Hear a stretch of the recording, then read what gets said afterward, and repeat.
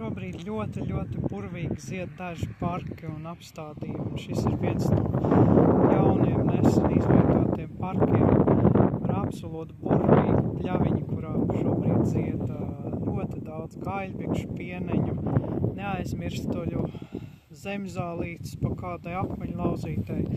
Nu, nekas jau tāds, vai ne? Un kādas margrietiņas vēlāk parādīsies. Nekas jau tāds un nav jau tā kā bioloģiski vērtīgs zālājs, taču ļoti skaisti izskatās. Un te nu vienīgais, ko vajadzētu darīt, būtu nelaist iekšā pļaujmašīnu, vismaz līdz brīdim, kad nozied šie te pavasara augi. Nu, lūk, šeit ir gaļbiksītes, ir jau uzziedējuši ziepenītes, mazās zilās puķītes. Nemaz tik slikti nav, lūk, tās lapiņas, šīs te līnšu noraga, tā ir dabisko zālāju puķe. Te ir margrietiņas lapiņas, kas jau kaut kad mājā droši vien uzziedē, sauleļas burkāns, raspodiņš, veronikas, ķīmenes, pat pelašķi.